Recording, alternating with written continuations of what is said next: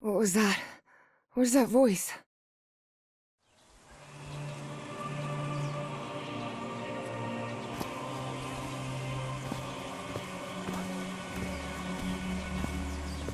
This is the story of a young girl. A girl who had strange and disturbing dreams. I know this place. I've been here before. This is the ancient stone city amidst the jungle.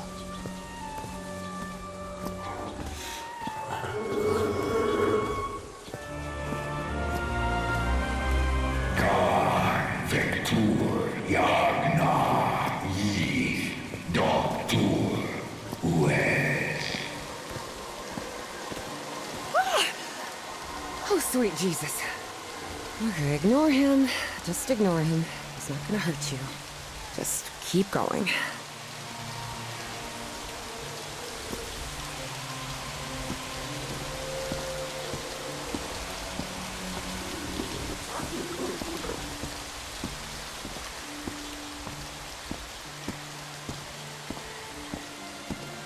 This constellation. Where am I? This is not the Earth.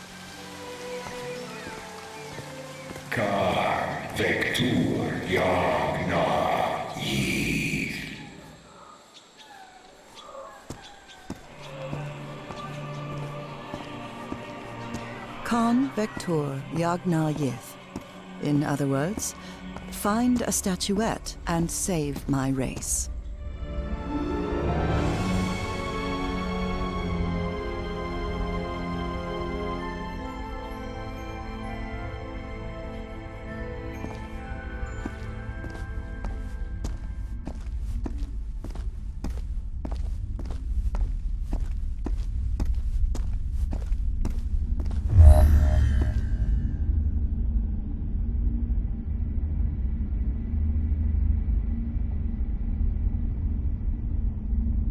The statuette! Here it is. Finally! I have to get it, I have to...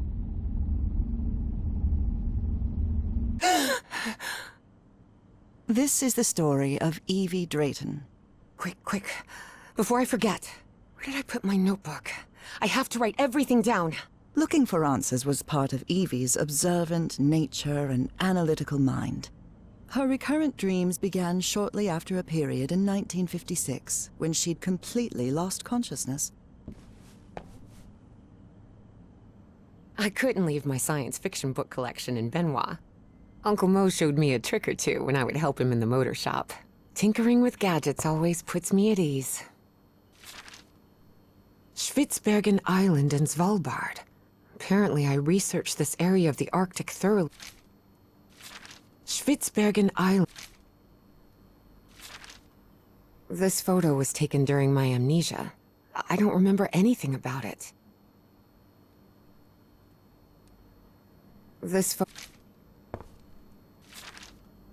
When I saw this picture, I couldn't believe it. It's the same statuette I always see in my dreams. When I saw this Beatrice, along with me, is one of the few ladies studying physics at Miskatonic.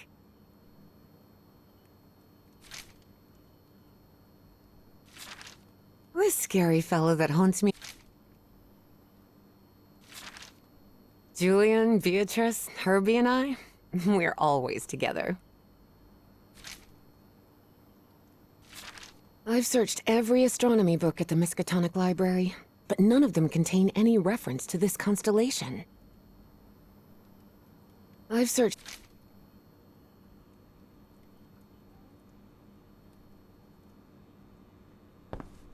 Oh, here it is. Evie's Nightmare Journal. Evie was worried that someone might read it. That's why she kept it locked away under that complicated padlock.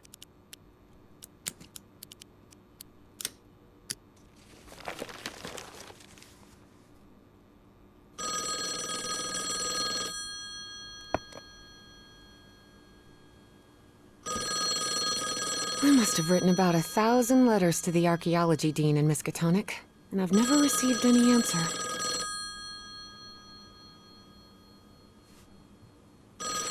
I've always been a good student, but during my amnesia period, I almost reached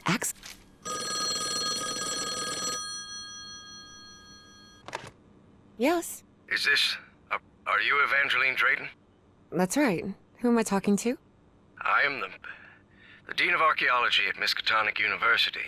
I believe you wanted to ask me some questions, right? Yes. Yes, of course. It's a pleasure to finally meet you, Professor Meet me today at 6 p.m. at 5 Prospect Road, outside of Boston. Boston? That's almost a 2-hour train ride from Arkham. I thought Do you want to talk or not? Yes, of course. I'll be there. 6 p.m., Prospect Road. See you in a couple of hours, Professor. All right, I should get ready. There's a lot of information here about my strange dreams and my amnesia. I'd better go through it again before I leave. I don't want to miss any questions when I talk to the professor. The medical report from my amnesia episode. According to this, I'm as fit as a fiddle. Rhythm and blues is definitely my kind of music. Reverend Charlton was adamant that I bring this cross to college. He must think Arkham is a den of iniquity and wickedness. Before leaving, Evie asked herself if she had finished gathering all the information in her room. All right, I think I've gathered what I need. As odd as it seemed to Evie that the Dean didn't meet her at the university, her need to know was stronger than her doubts. She was determined to attend the meeting. There, she would come across another protagonist in this story.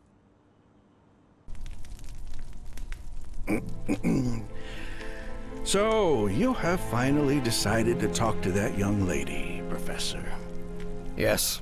Acknowledging responsibility for our previous mistakes is vital to moving forward. You've taken a crucial step in... Listen, there's no need for us to talk, Doctor. The only reason I let you into my house is because you insisted it was necessary to prescribe my medication. This is also the story of a sad, guilt-ridden, and lonely man. This is the story of my husband, Professor Harry Everhart. Yes, I know well enough that discussing the effectiveness of our therapy sessions with you is futile. But you need to understand that therapy is just a part of the whole treatment. Without it, I can't go and... Ask whatever you deem necessary, and let's get this over with as soon as possible.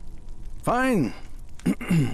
What about your position as Dean at Miskatonic University? We talked some time ago about your relationship with work was somewhat obsessive. I didn't say that. You did. Well, you told me you practically lived secluded in this very home, and the only thing that drove you to leave it was your job obligations. So, how would you define that?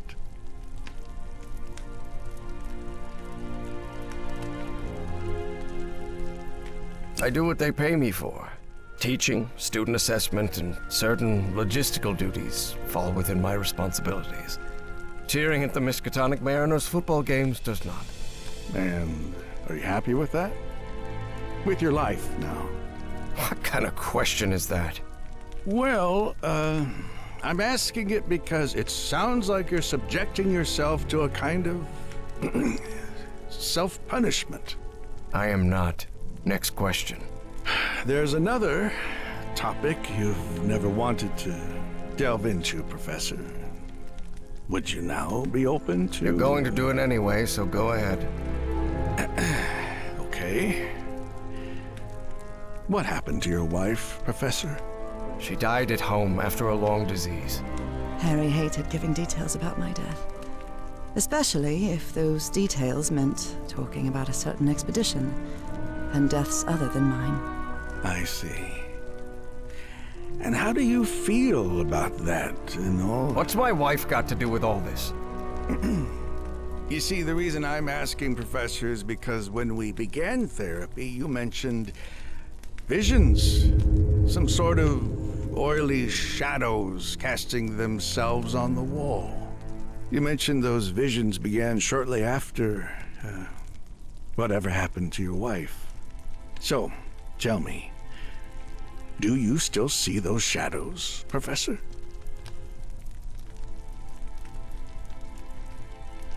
No, not since I started taking the medication, at least. Harry had tried everything, and none of it worked. Not even the medication that helped him sleep could take away those oily shadows. But he kept it to himself. Listen, there is something different I want to try in today's session. I believe hypnotherapy might... Don't even think about it. Hypnotism is a scam. Professor, with all due respect, I believe you're mistaking mesmerism with hypnotism. Even so, if you want me to prescribe the... You won't give me my medication unless I submit to your quack experiment, is that it? I'm deeply sorry you see it that way, Professor. But I need you to trust me in this. Then go ahead. Wave a pocket watch in my face if that's what you need to do. There's no need for pocket watches, Professor. The sound of a metronome will be more than enough. I need you to relax and free your mind. And think of something pleasant. A fond memory, if you will. Something that took place here, in the Everhart Manor. A fond memory? In this place? It wasn't easy for Harry to find a fond memory in the same manor where he had spent an extremely unhappy childhood. Maybe. Maybe. December 1930. The last Christmas my wife and I ever spent at Everhart Manor. She insisted on coming, despite my parents never approving of our marriage. But that was the kind of person she was. Interesting. Tell me more about it, Professor Everhart. Every time I gave her a present, I prepared a little scavenger hunt. She loved it. She loved solving my stupid riddles. As you may have noticed, this story has more than one protagonist. And though I am not one of them, I believe I, Nora Everhart, play a crucial part in it. Can I open my eyes now, Harry? Not yet. We're almost there. Let me open the door and... Now, open your eyes. Look what you've prepared. It's another one of your scavenger hunts, huh? Of course, old pal. Now, if you want your present, you'll have to earn it. Can I use my journal to write down clues? Well, technically that's against the rules, but I'll turn a blind eye this time. You're so kind.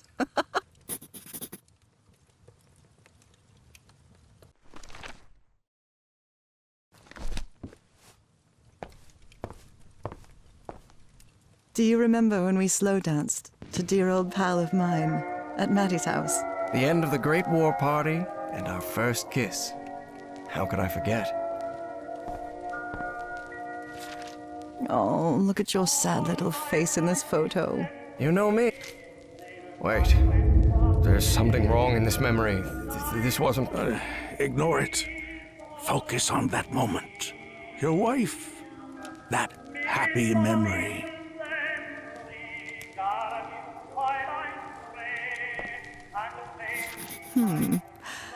What are you up to now?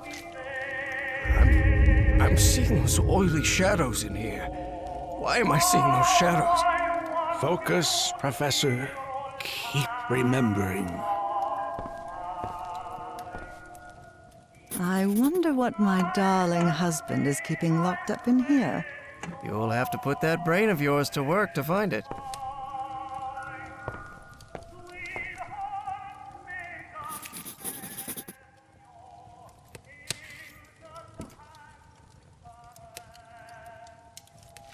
A new decade.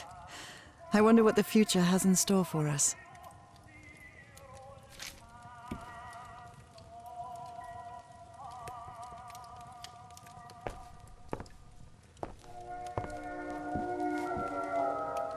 Tell me you didn't vandalize a piano just for a scavenger hunt, old pal. Nora, what do you think I am? It's just crayon. This darkness. Everhart Manor. But my house is not... Professor, don't drift off. Keep going.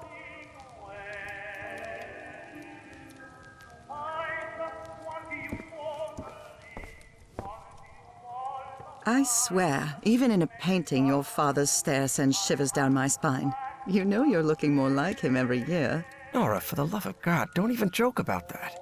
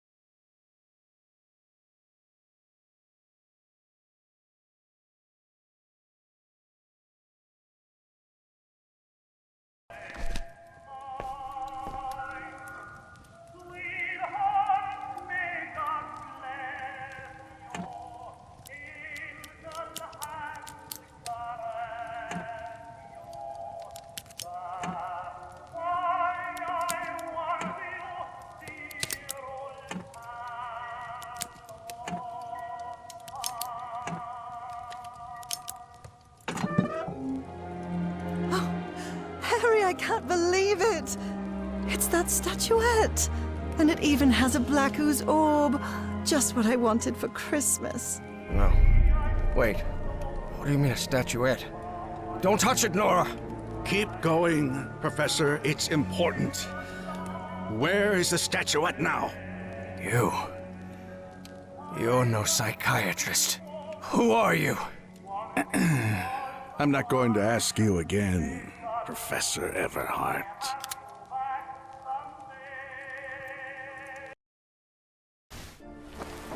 Shortly after Harry's peculiar hypnosis session, Evie finally arrived at Everhart Manor. Prospect Road 5. Here it is. Professor Everhart.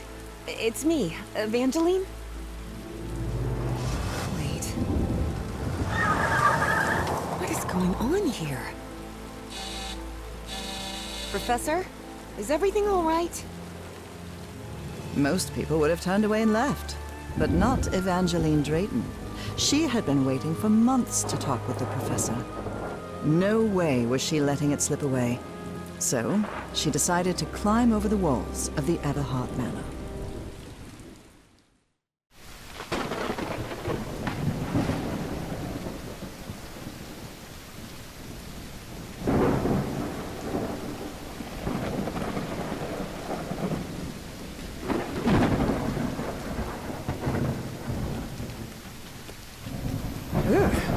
This looks like something straight out of Tales from the Crypt. Hey, that window is open.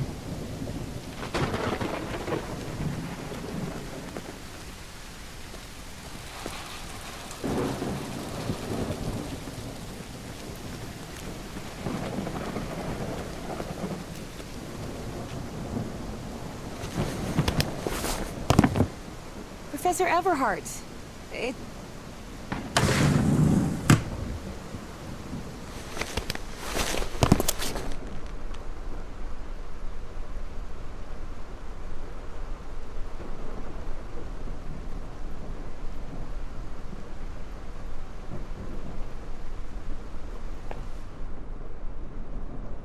appears the Everharts have been quite well off for generations. Or so they used to be. The Everhart children, Harrison, Madeline, Richard, and Donna.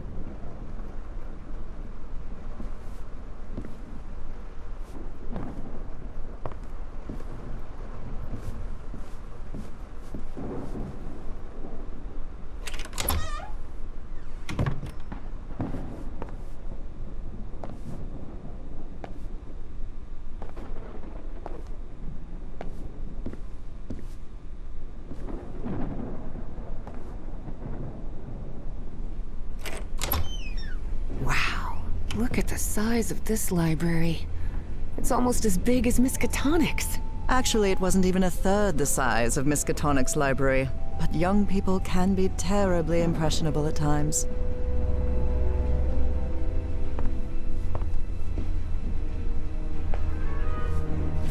Troubling absences in my memory. That's exactly how I felt during those 3 months of 1956.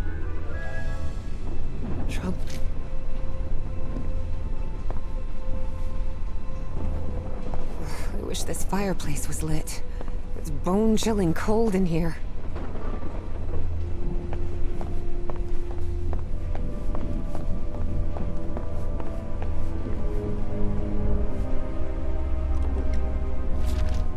Evangeline had never pictured the professor as anything but a hermit. Certainly not someone his relatives still worried about.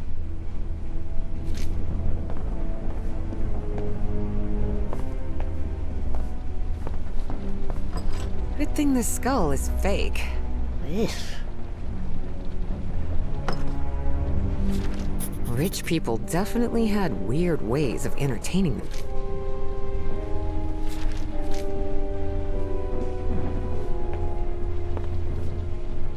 Goodness gracious.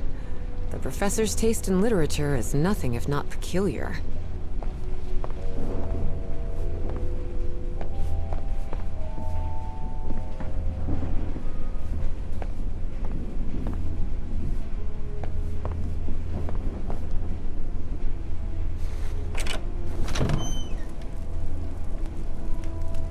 This must be the professor's office. The professor had another appointment today. Nora and Harry? Astrology is the most... Books in different languages. Spanish, Italian, German, Latin. Looks like one is missing.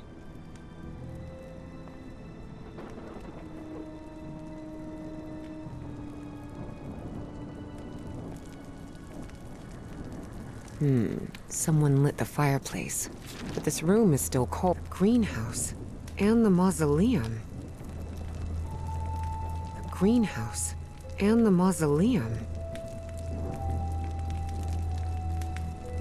The greenhouse.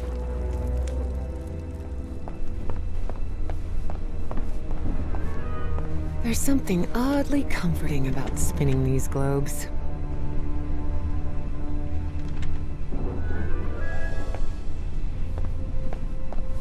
No use. It's locked.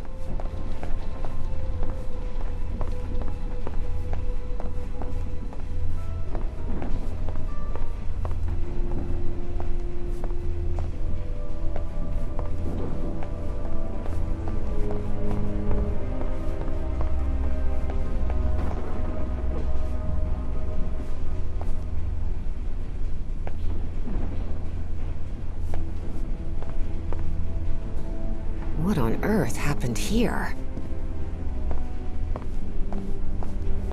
Dyer was my applied geophysics professor. He was very strict. Strange character.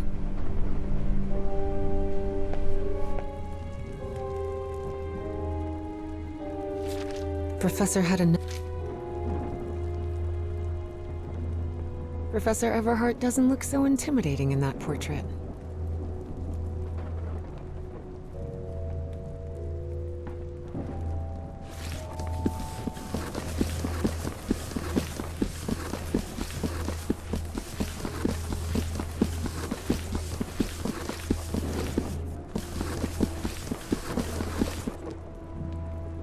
Evie's last remarkable trait was her extraordinary memory, a gift I was never blessed with. So allow me, the narrator of this tale, to be the one taking notes. For the sake of clarity, of course.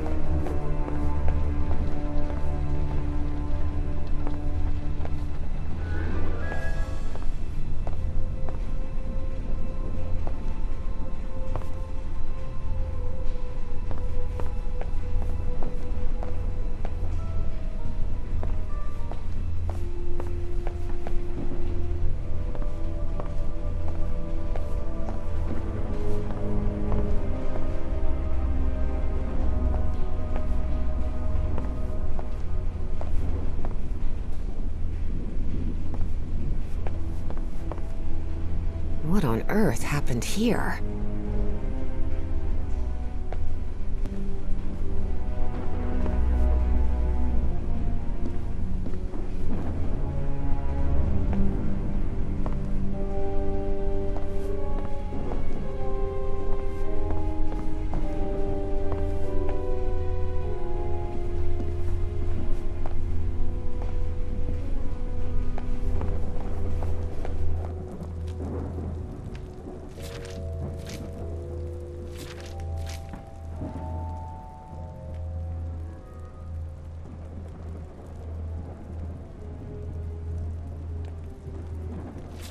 Astrology is... Someone lit the fireplace. But this... Wow! The professor served in U.S. intelligence during the war.